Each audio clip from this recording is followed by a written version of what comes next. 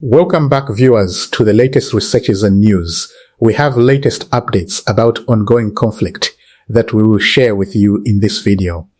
In this video, we will update you about Fano and Tigray People Liberation Front have completed final preparations.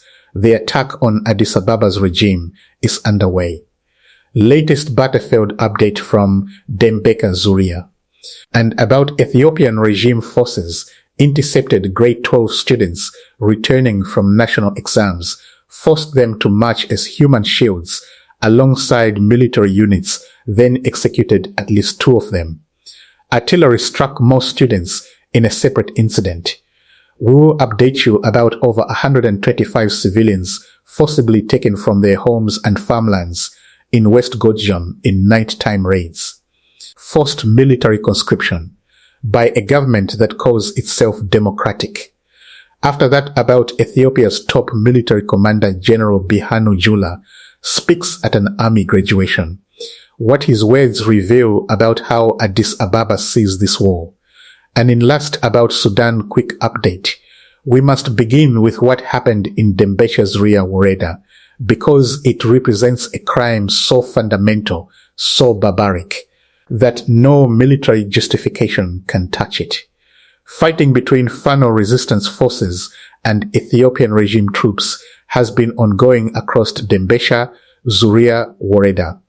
In recent engagements, regime forces sustained significant casualties, killed and wounded personnel, being evacuated using more than 3 military transport vehicles. The Ethiopian military was losing ground. And in that situation, under pressure, taking losses, losing the tactical advantage, regime forces made a decision that crosses every line that exists in the laws of armed conflict. As federal troops advanced through the adjoining area, they encountered grade 12 students. These were young men and women who had just completed their national examinations at Debri Marcos University. Students on their way home, carrying nothing more dangerous than the relief of finished exams. Regime forces stopped them, forced them out of their vehicles or off the road, and marched them alongside military units, using them as human shields to protect soldiers advancing through contested territory.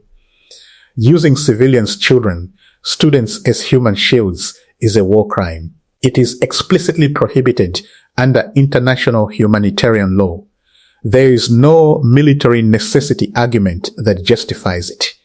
There is no operational pressure that excuses it. It is a crime. Full stop. And then it got worse. At least 2 of those students were summarily executed by regime forces during the incident.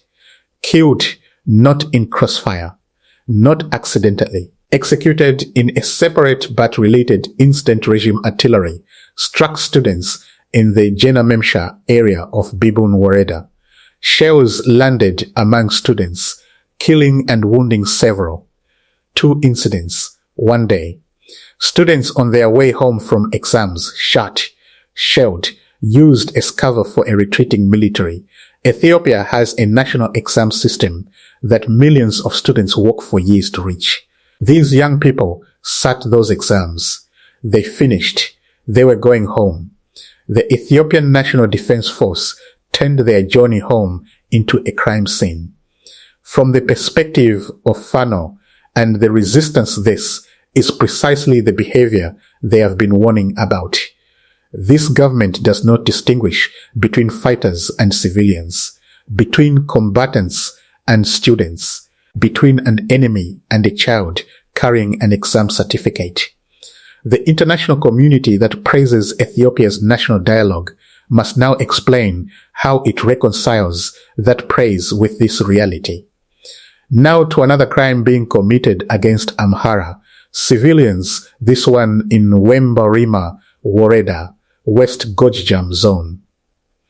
In recent coordinated nighttime operations, regime forces carried out raids across multiple rural communities surrounding Shindi town, including Sebada, Burafa, Dend, Webologesema, and Shambla. The raids were conducted at night, deliberately, because night operations are harder to document, harder to resist, harder for communities to organize a response to.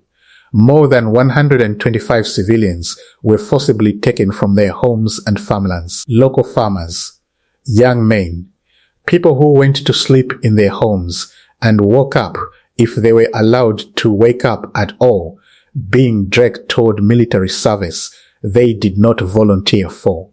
This is forced conscription.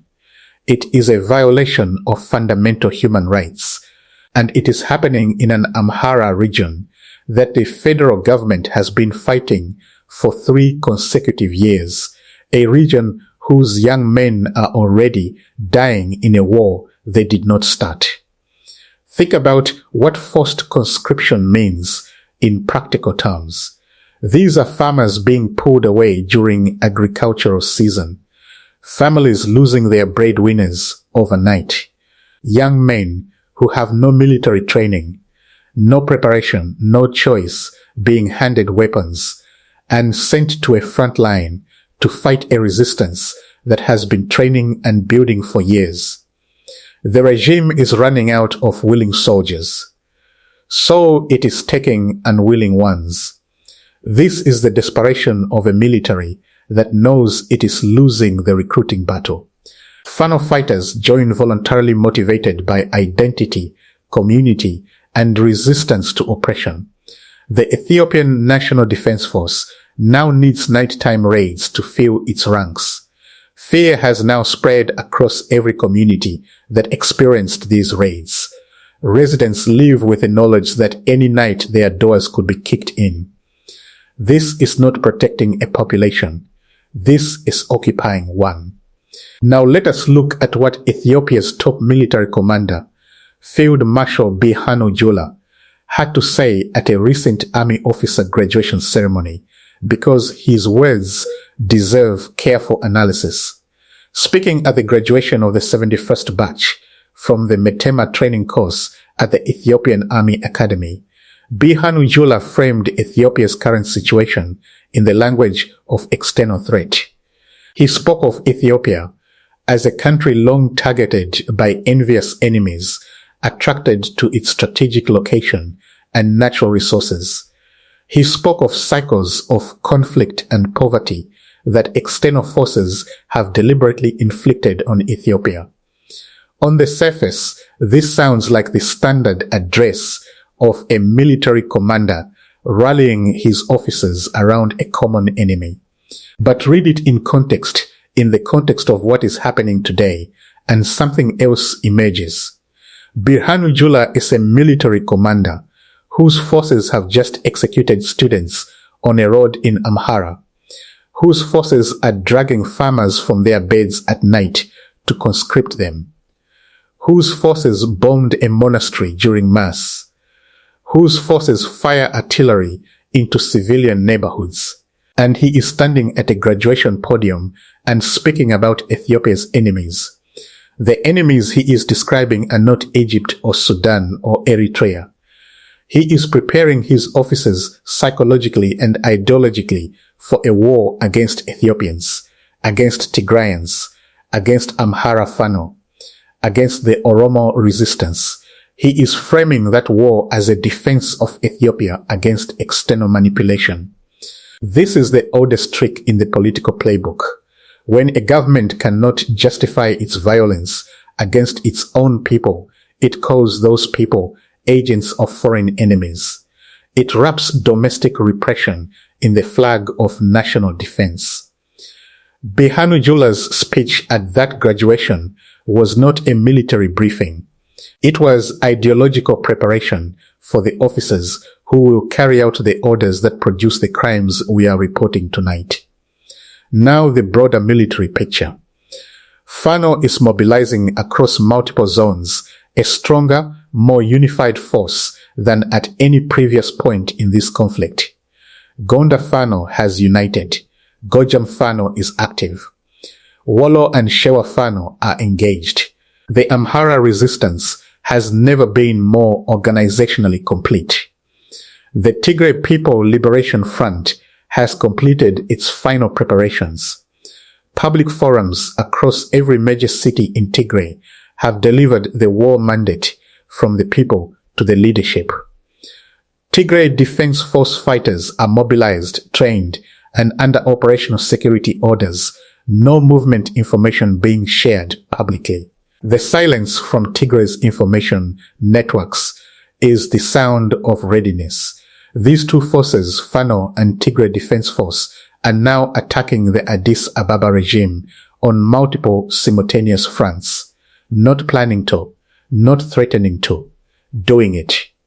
In Dembesha's rear, regime forces are taking serious casualties. Multiple military transport vehicles were seen evacuating killed and wounded Ethiopian soldiers. The regime advanced. It suffered. Its response to that suffering was to grab students off the road and march them as cover. That is not an army that is winning. That is an army that is desperate. The regime of Abiy Ahmed is also preparing repositioning troops, building reserves in Addis Ababa, conducting nighttime conscription raids to fill depleted units. The federal government knows what is coming. It is doing everything it can to prepare for it. But preparation and readiness are different things. An army that forcibly conscripts farmers at night is not a ready army. It is a desperate one filling gaps with unwilling bodies. Their resistance built on motivated fighters, community support, and a genuine cause is a different kind of force. A brief update from Sudan. Sudanese armed forces have announced the capture of several districts in the northern Kordofan region, including Jabra al-Sheikh, Bara, Karfa, and Siala. These areas sit along the strategic road connecting Omdurman and El Obeid, a critical supply and movement corridor. The Sudanese military describes these gains as part of an operation to reopen that road, with opposition forces reportedly suffering significant setbacks in the region. We will continue monitoring the Sudan situation as it develops.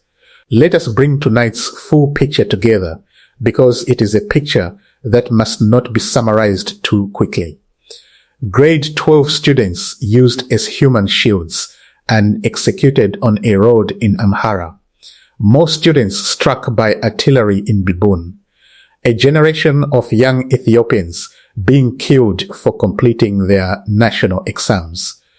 Over 125 farmers and young men dragged from their homes in nighttime raids, forced into a military uniform by a government that cannot find willing soldiers. Ethiopia's top general frames this war as a defense against external enemies, while his forces commit crimes against internal civilians. And against all of this, Fano and the Tigray People Liberation Front stand ready. Mobilized, unified, advancing, the resistance does not use students as human shields. It does not raid farms at night to force fighters into its ranks. Its soldiers choose to fight because they have seen what happens to their people when no one does. That is the difference between this resistance and the regime it is fighting. We will keep reporting. Like, share, and subscribe, and ring the bell so you never miss an update from the front lines.